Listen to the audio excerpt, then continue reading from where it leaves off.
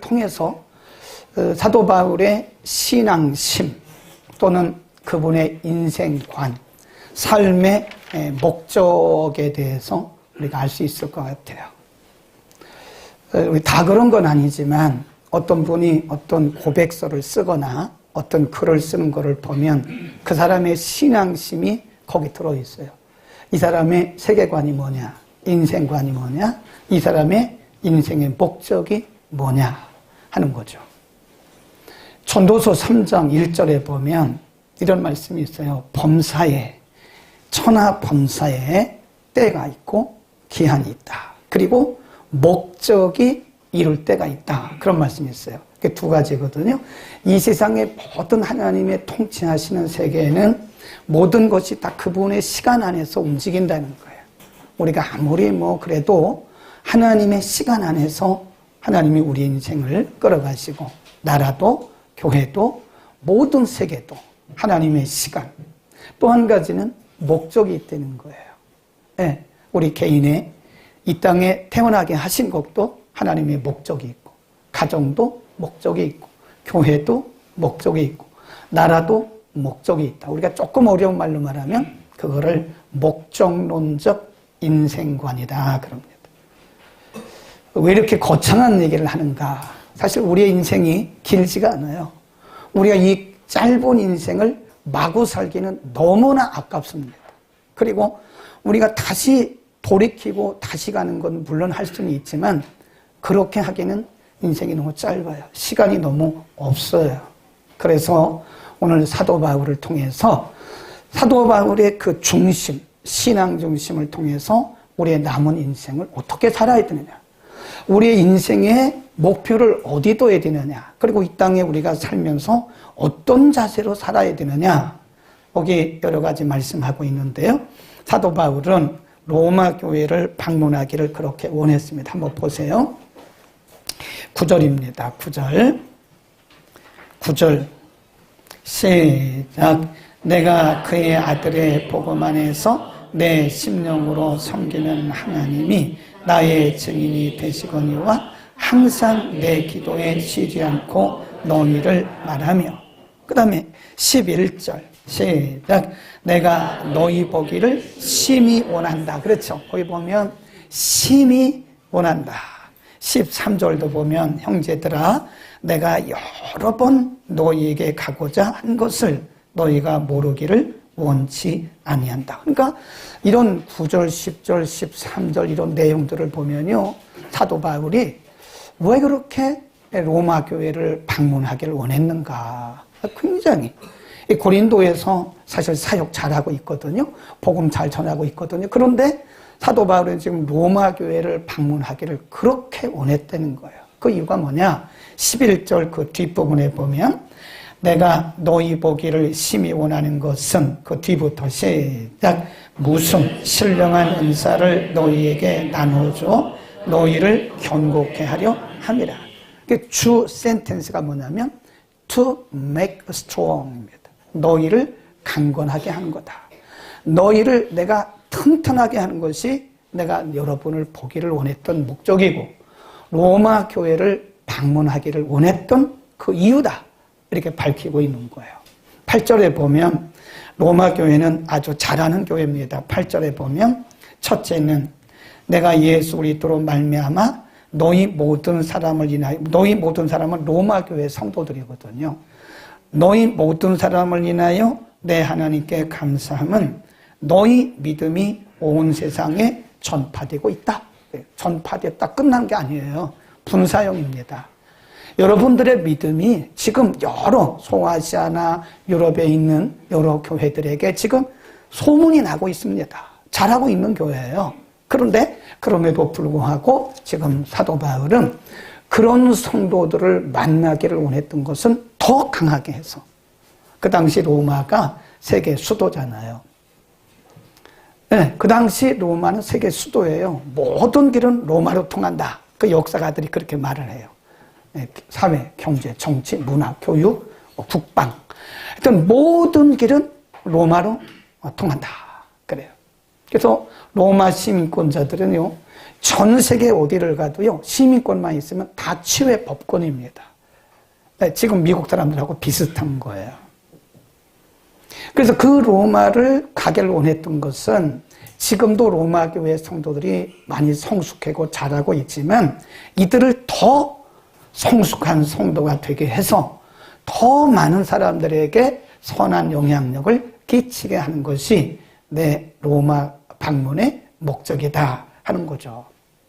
사도 바울이 무슨 관광을 한다거나 무슨 여행을 하는 게 그의 목적이 아닙니다. 로마에 있는 어떤 건축물이나 이런 거는 관심이 없죠. 하나도 관심이 없죠. 지금 잘하고 있는 로마 교회 성도들을 더욱더 강하게 하기 위해서 많은 사람들에게, 더 많은 사람들에게 영향력을 끼치게 하려고 하는 것이 로마 교회를 방문하기 원했던 사도 바울의 목적이었다. 아멘. 여기서 우리에게 뭘 말씀해 주는가 하면요, 하나 더 보고 합시다. 그 방법도 이렇게 말합니다. 방법에 보면 이렇게 말해요. 무슨 신령한 은사를 너희에게 나눠주어 너희를 경고케 하려 함이라. 이 키 센텐스는 너희를 강건케 함이라. 방법이 뭐예요? 무슨 신령한 은사를 너희에게 나누어 주어 그랬어요. 사도 바울은 굉장히 많은 체험이 있습니다. 영적 체험이 많아요.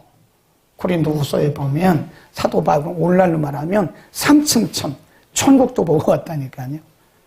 네, 환상도 보고 하여튼 굉장히 많은 말씀의 깊은 세계도 경험을 하고 사도 바울은 남들이 경험하지 못했던 엄청나게 많은 그런 영적 경험들이 있어요. 그거를 나누기를 원했다는 거예요.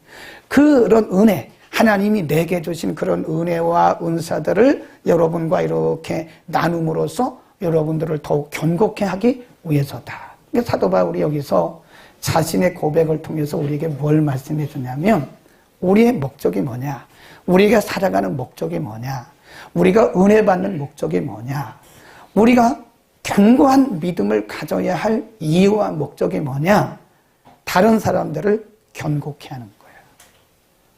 하나님이 우리에게 은혜를 주신 것은, 그 은혜를 받고 나 혼자 기뻐하는 것은 결코 하나님의 목적이 아닙니다.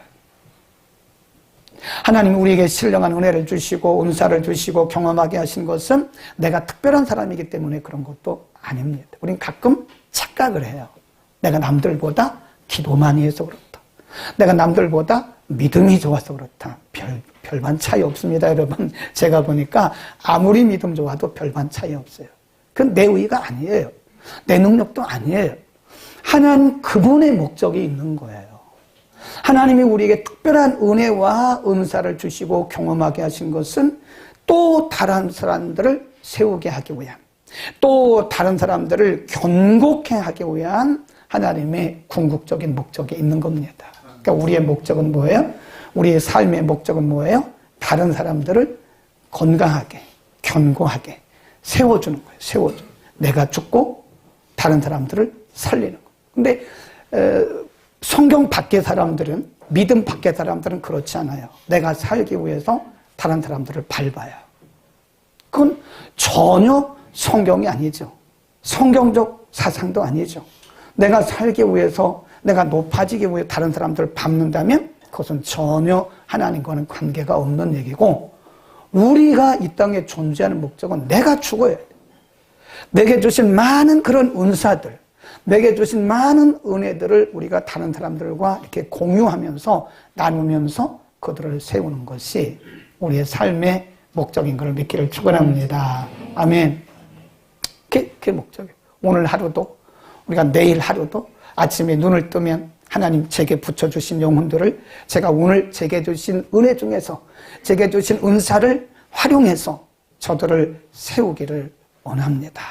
그렇게 기도하면 하나님 보시기에 우리를 얼마나 기뻐하시겠습니까? 하나님 이것도 주시고 저것도 주시고 저것도 주시고 이것도 주시고 달라고 하는 그런 일방적인 그런 기도보다는, 하나님 이미 제게 주신 은혜를 가지고, 하나님 이미 제게 주신 것들을 잘 활용해서 오늘 한 사람이라도 더 세우기를 원합니다. 그런 기도가 있기를 바랍니다. 그 다음에 또 사도 바울이 로마 교회를 방문하기를 원했던 이유가 뭐냐? 12절 보세요. 참 멋진 편이라고 봅니다. 12절. 이는 시작.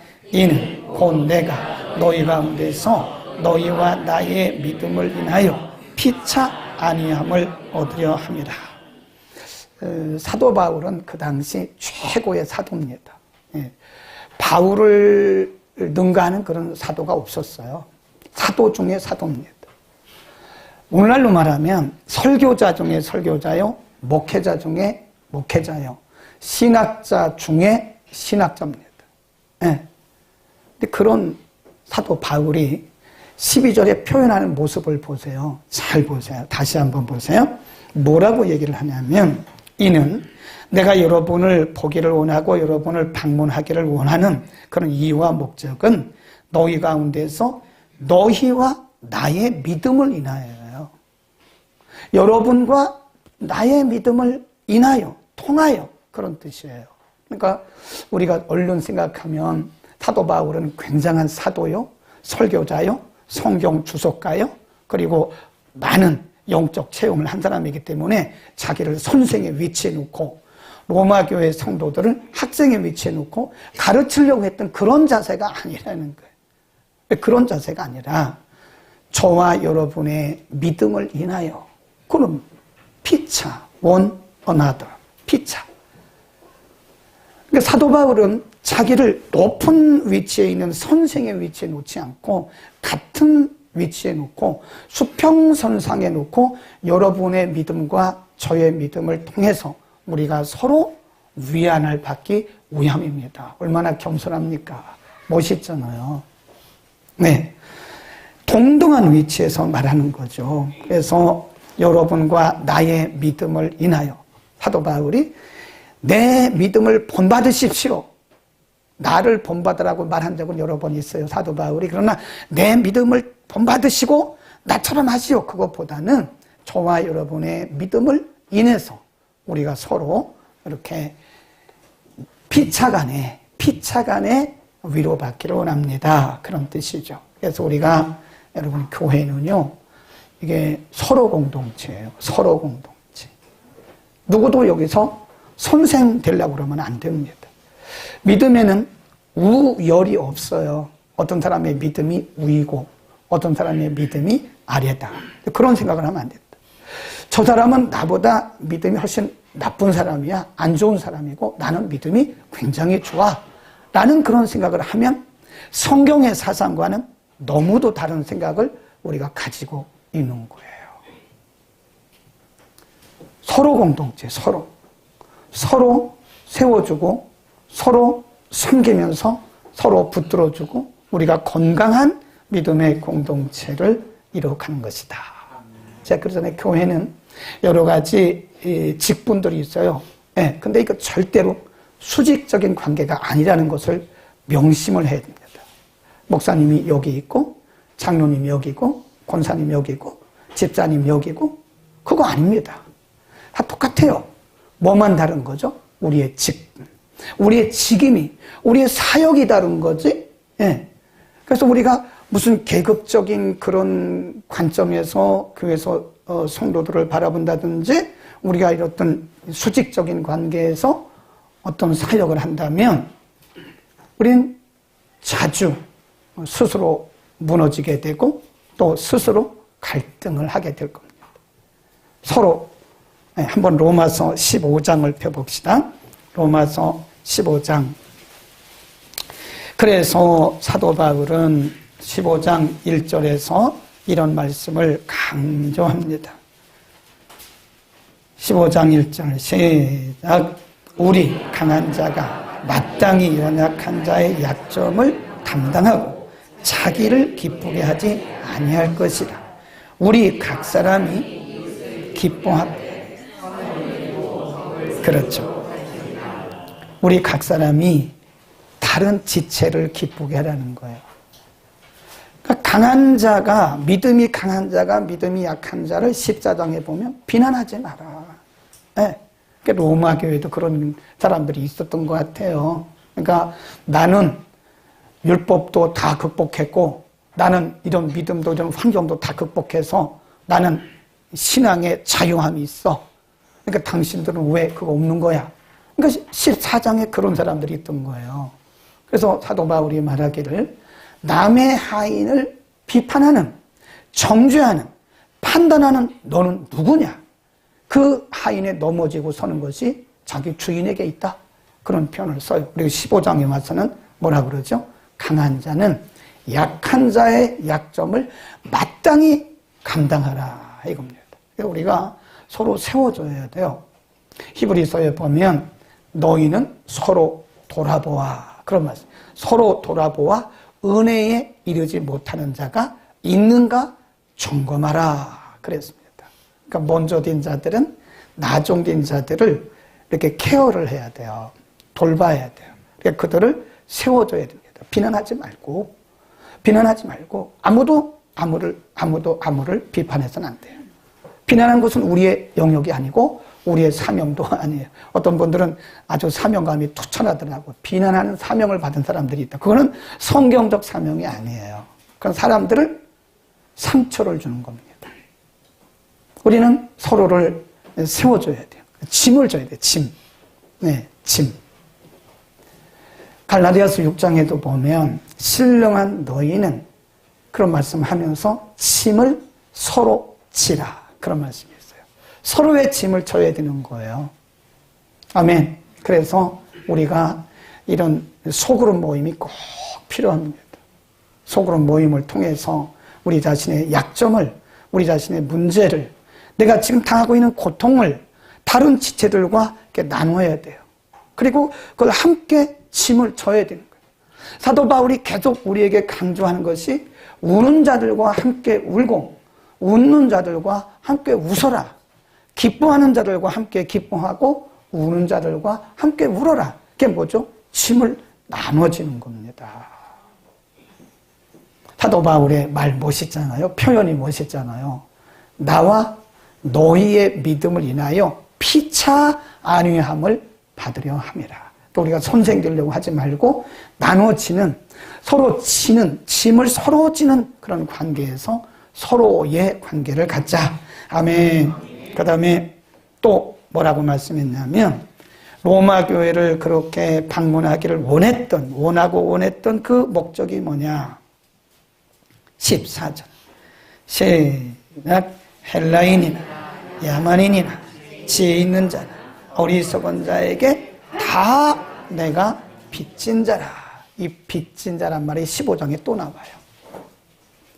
사도 바울의 평생 변치 않았던 그의 중심을 관통하고 있었던 그의 인생관, 그의 신앙관, 신앙의 목표, 인생의 목표는 뭐냐면 복음 전하는 거예요. 그러니까 거기 보면 내가 복음을 부끄러워하지 않는다. 이방인, 유대인, 배운 자, 못 배운 자, 모든 자에게 내가 빚진 자다. 사도 바울은 자기 간증을 이렇게 합니다. 내가 전에는 포행자였다. 죄인 중에 괴수였다. 나같이 죄 지은 사람이 없고 나같이 기독교인들을 그렇게 핍박한 사람이 없다. 나는 죄인 중에 괴수다. 그런 표현을 써요. 그런데 은혜가 풍성하신 하나님이 자기를 부르시고 그리고 하나님의 그 생명의 복음을 전하는 전도인의 권리를, 전도인의 직분을 자기에게 주셨다고 그는 감사하면서 평생 그가 가졌던 그의 삶의 목표가 뭐냐? 나는 모든 사람들에게 빚진 자다. 이 빚진 자라고 하는 헬라 원문을 보니까요, 채무자예요, 채무자. 채무자는 남의 돈 안 빌려봤어요? 채무자는 마음이 굉장히 불안합니다. 그 돈 갚을 때까지 굉장히 불안해요. 인생이 살면서 어떻게 남의 돈을 안 빌려봅니까? 은행에서 빌리든 더 빌리는 거죠. 빌리면서 사는데, 그러나 남들 보기에는 멀쩡한 것 같지만 그 돈을 갚을 때까지는요, 이 채무자는 굉장히 마음이 불안한 거예요. 잠을 자도 안 자는 것 같고. 굉장히 편하세요? 남의 돈 빌려서도 편하세요? 편하지 않죠. 복음의 빚진 자라는 거예요. 나는 헬라인이나 유대인이나 모든 사람에게 나는 복음의 채무자다. 왜냐하면 나는 죄인 중에 괴수다. 하나님을 알지도 못하고 그리스도를 알지 못하고 복음을 핍박했던 그런 사람이었는데 그런 죄인 중에 괴수를 나를 부르셔서 복음의 전달자로 나를 쓰시니 나는 모든 사람에게 빚진 자다라고 하는 그런 마음의 부담감을 가졌어요. 그럼 우리는요, 이 부담감이 있어야 돼요. 복음에 빚졌다라고 하는 이런 부담감을 가져야 됩니다. 네. 아멘. 우리 옆에 인사합시다. 우리는 빚진 자입니다. 집사님도 빚진 자입니다. 빚진 자가 그렇게 편히 주무세요? 빚을 진 우리들이 이렇게 편히 주무세요? 채무자인데 그렇게 남의 돈을 쓰고도 그렇게 편해요? 네, 편치 않죠. 복음의 빚진 자인데 잠을 자도 복음을 전하지 않으면 잠을 자는 것 같지가 않죠. 복음을 전하지 않으면 사도 바울이 뭐라고 그래요? 내게 화가 있을 것이다. 얼마나 무서운 표현입니까? 내가 만일 복음을 전하지 않으면 내게 화가 있을 것이라고. 실제로 화가 있는 것은 아닌데 사도 바울은 늘 그런 채무자, 복음의 채무자의 마음을 가진 겁니다. 아멘. 우리가 예수 그리스도를 모를 때, 예수 그리스도를 믿지 않을 때 누군가가 우리에게 복음을 전달해 줬어요. 그렇죠? 여러분 처음부터 내가 태어나면서부터 교회 와서 그거 세례받고 은혜 받은 사람이 있습니까? 누군가가 나를 전도했다고요. 누군가가. 여러분을 주께로 인도하기 위해서 애쓴 사람, 기도하고 물질도 많이 드리고 그런 애쓴 사람들이 있어요. 그렇죠? 네. 근데 그분들에게도 우리가 사실은 빚진 자예요. 그분들을 생각해서라도 우리는 또 다른 사람들에게 복음을 전해야 되는 겁니다. 아멘. 누군가에게 우리가 은혜를 입었어요. 누군가에게 은혜를 입었는데 그 은혜를 모른다면 참 사람이 아니겠죠. 내가 곤경에 처했을 때, 어쩌면 내가 죽음에 이르렀을 때, 어떤 소망도 없이 절대 절망의 상황에서 누군가가 나를 인도해주고 내게 살 길을 알려주었어요. 아니, 믿음 말하는 게 아니고 일반적으로도. 그럼 우리는 그 사람에 대해서 평생 은혜를 입은 자예요. 평생. 그건 뭐 하나님이 그 사람 통해서 하신 거지.